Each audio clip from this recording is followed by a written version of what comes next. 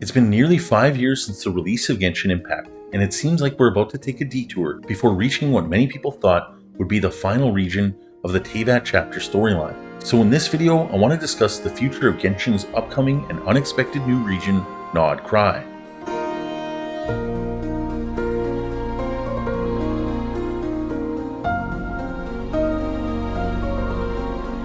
Some of the discourse online surrounding Nod-Krai is of intrigue and interest, while others are disappointed that we aren't just going on to Snezhnaya to finally wrap up the 7 nations that was first laid out in the Travail trailer all those years ago.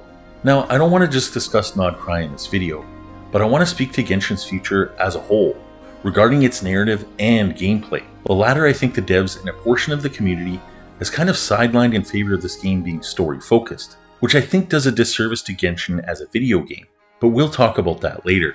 Story-wise, I want to say off the bat that I'm hopeful for Nod-Krai. I actually think that injecting narrative left fields can be some of the most exciting storytelling if done well. Unexpected moments can keep things fresh, and like the devs have said, they also want to tie up loose ends they felt they've rushed while world building for Genshin.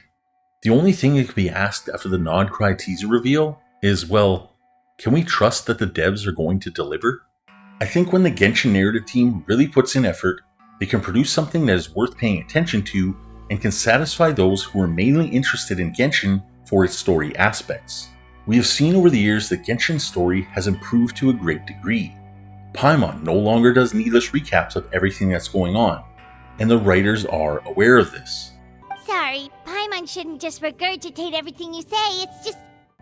Most people agree that Sumeru and Fontaine are a significant step up compared to the previous regions. And yes, I am aware that some people did not enjoy Natlan, and people have their favorites in regards to regions, but I don't think Natlan was a complete disaster when it came to narrative cohesion, in which we already have an example of in Azuma. A very disastrous story quest in a lot of people's opinions, including my own.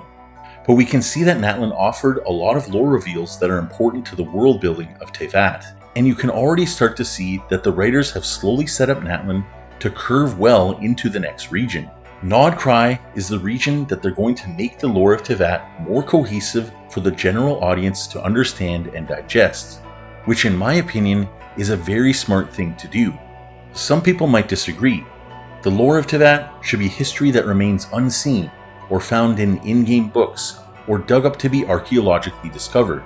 And while that's all well and good, I don't think that kind of storytelling works for everyone. I think we should bring some of that deep hidden lore to the surface for us to see and experience, and to play. We're playing a video game after all. And I don't think it's very intriguing when random ancient in-game history is brought up in the main story that would only get you excited if you read some random artifact or weapon lore that only the most hardcore of hardcore lore brain YouTubers understand because they spent hours upon hours sifting through hefty text boxes. Now don't get me wrong, I am not belittling these lore keepers in the slightest. If by chance any of them are watching this video, then I have to say, you lore keepers are really next level. I mean, the fact that you have the patience to read all these books, artifacts descriptions, etc., retain all that knowledge, and then package it all neatly into a YouTube video is really not something the average person can do. Most of us rely on the lore keeper YouTubers to help us understand much of the deeper history of Teyvat. But even still, taking myself as an example, I would say that I personally know more about Teyvat's deeper lore than the average Genshin player, and I myself am starting to struggle to keep up with just how much backlore and history the game has hidden in books, side quests, weapons, artifacts. The list goes on.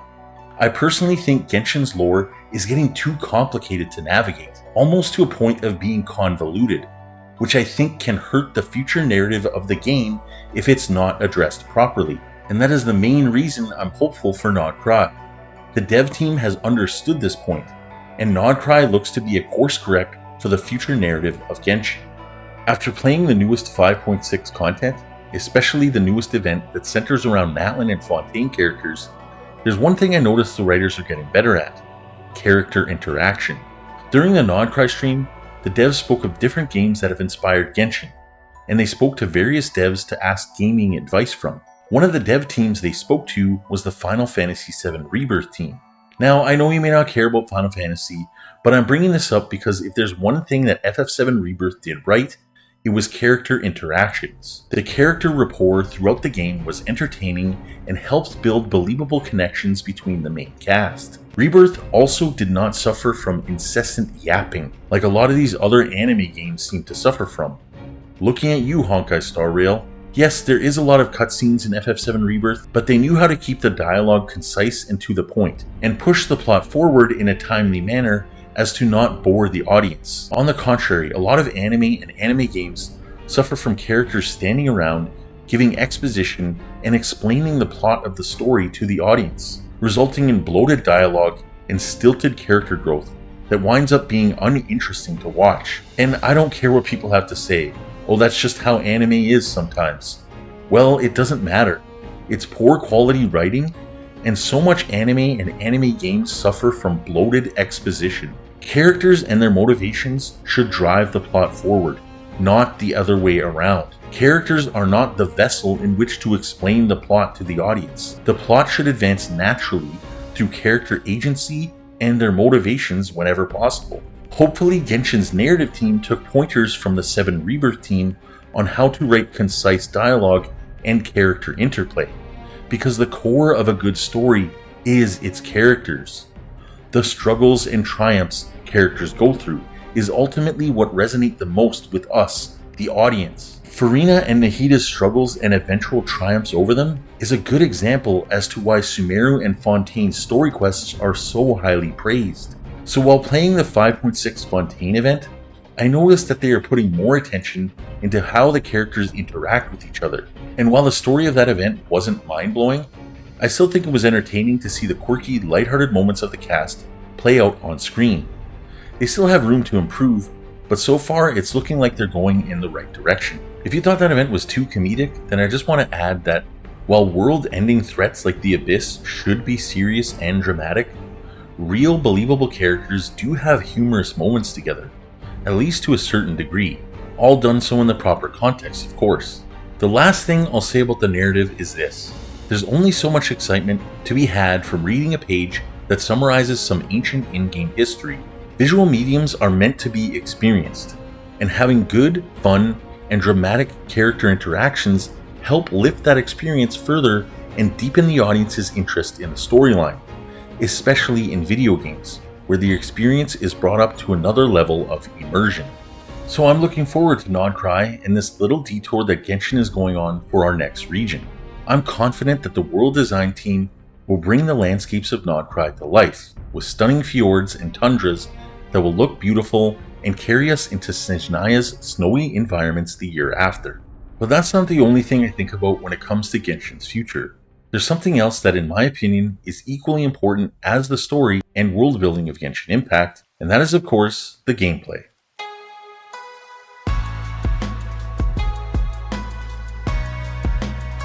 Now, I want to make this very clear, and I might sound controversial to some people or upset others with this statement.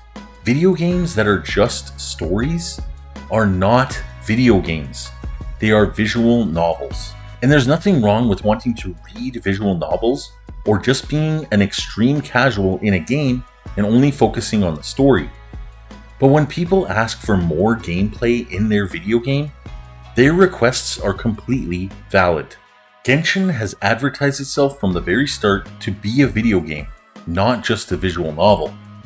What is the point in having characters to roll for that have kits, gameplay, and abilities that interact with mechanics and enemies of the world if the game developers treat it as a second-hand component in all regards, especially when the main monetization scheme for Genshin focuses around building characters for combat related to gameplay in this video game.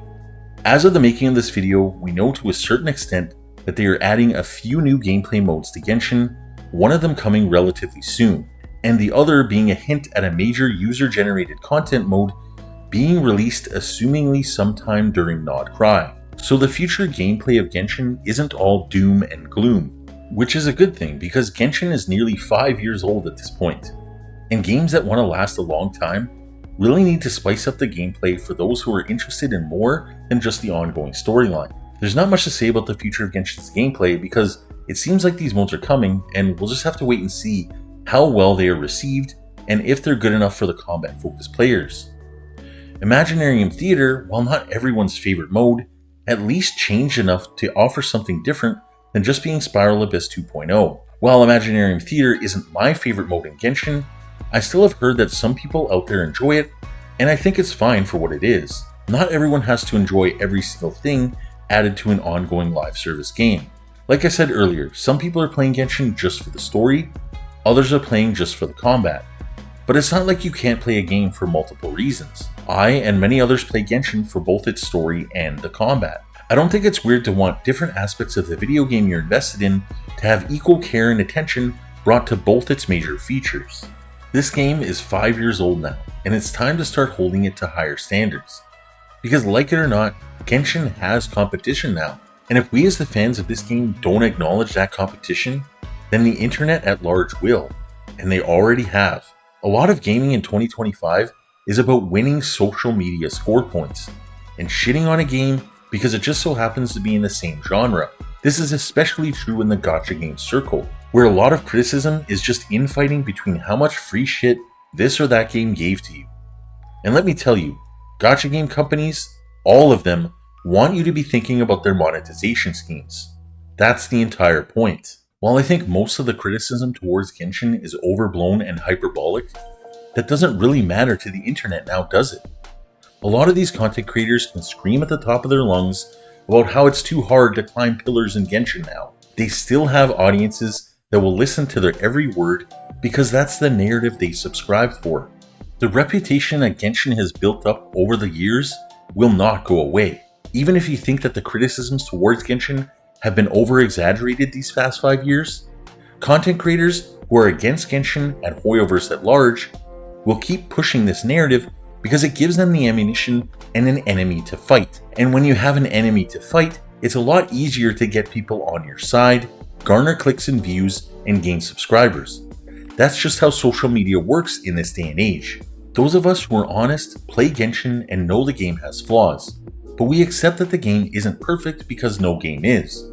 Now that might sound cliche, but the fact of the matter is, Genshin was never going to retain the popularity it had back during the height of 2021 and the pandemic. So instead of worrying about the past, we should just look to the future and focus on retaining the players who have stuck with Genshin these past 5 years.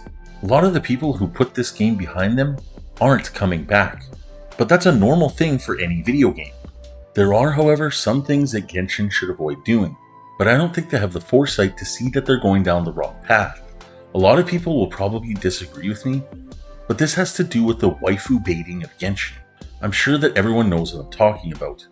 The ratio of male characters being released has been declining. Now, I know what people are going to say. Male characters don't sell well. I agree with that statement to a certain extent, because they don't know how to make male characters that are appealing. I'm gonna go off here for a minute, but characters like Dahlia look terrible. His kit looks like it's going to be a disaster, and he's just another femboy to throw into the pile of innocent looking male characters that won't rile up the insecure CN player base. Because God forbid they ever make a stoic male character playable like Capitano, because some insane person might go to Hoyoverse's headquarters with a knife because Capitano looked at their waifu the wrong way. So yes, male characters don't sell well, because they refuse to make male characters that are cool or badass. And this all stems from some weird CN or turbo weeb philosophy that all gacha games should only have waifus for them to pretend that women are interested in them. But here's the kicker. Genshin cultivated a female audience as well. Ever since Genshin's inception back in 2020, it's been a game where the male characters shared popularity. Hell, a recent HSR poll had Dan Heng winning the most popular character award. So we know that people aren't adverse to male characters, in certain Hoyo games at least. And I know of a few girls who play Genshin who've been disappointed in the fact that the devs seem to be pivoting to a very high ratio of female characters. And you can say, well fine, who cares about them? I hate male characters. I only want my waifus. But the competition is already way ahead of Genshin. Wuthering Waves is pretty much a waifu collection game. Do you honestly think that Genshin pivoting to only focus on being a waifu collection game is going to bring back players who have already moved on to other gacha games like Nikkei, Azur Lane, Girls Frontline, and Snowbreak Containment Zone, the gacha market is oversaturated with waifu collectors. And I really don't think it's the right strategy for Genshin to start pivoting towards that so late in the development of this game. But if they're going to make male characters, they have to make them appealing. I'm sorry, but if Varka is going to be some skinny femboy, then what is even the point? They're just giving up on changing the formula to keep things interesting in regards to character design. It's lazy and it's playing it way too safe. I mean, HSR at least has Gallagher with a dozen or so facial hairs, and people didn't flip out at him, did they? And maybe they would have flipped out if he had 24 facial hairs, who knows? I really don't think this is a personal gripe either. Most of my favorite characters in Genshin are females. Chlorine, Dea, Cloud Retainer, Eula. Yes, go ahead and laugh at me for being a Triple Crown Eula main, but I also would probably drop a lot of cash if Capitano turned out to be playable. I like playing badass male characters as well. So anyways, why does all that matter? Well, it's just another thing to add onto the pile that ignores a certain section of their player base. 5 years in, and Genshin should probably start thinking about retaining the players it has, and pivoting to a waifu bait game is the wrong move in my opinion. Now, I'll stop ranting about character design and waifu bait, but yeah, I'm still pulling for Skirk though, obviously.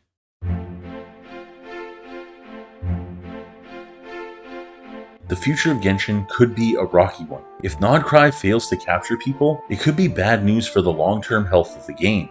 If they're putting a lot of their eggs into the basket that is Nod-Krai, then they really need to focus up and deliver something that the fans are going to appreciate. There will always be content creators ready to shit on Genshin just for existing. That's never going to stop. At this point, there won't be much that Genshin can do to put itself in a positive light for some people. And that's the harsh reality of the state of this game going forward. Not to be completely pessimistic, but if Genshin can distance itself from controversy as much as possible, doing things that won't upset its already existing fanbase, then that is the best thing Genshin can do for its future. I'm hopeful for Nod-Krai, and I'm excited to see what the dev team can cook up to expand their creative vision for the game. I came into Genshin not really understanding the world of gacha games, and it's been the only one to keep my attention for all this time. And that's not because of some sunk cost fallacy either. It's because I genuinely enjoy this game and the adventure we've all been collectively experiencing this past 5 years. If there's one gacha game I'm going to stick with for the long haul, it will be Genshin Impact. At least until the end of Teyvat chapter storyline ends in Celestia, Conria, or whatever location they decide to bring this arc to its conclusion. Whatever the future that this game holds, I hope that the devs seek to broaden their creative vision. One of the major criticisms is that Genshin has been feeling stagnant and too afraid to shake up the formula, and I somewhat agree to a certain extent. However, Nod-Krai itself is pivoting away from that formula. It's doing something new for Genshin, something out of left field, so I think we should actually be excited for this upcoming year.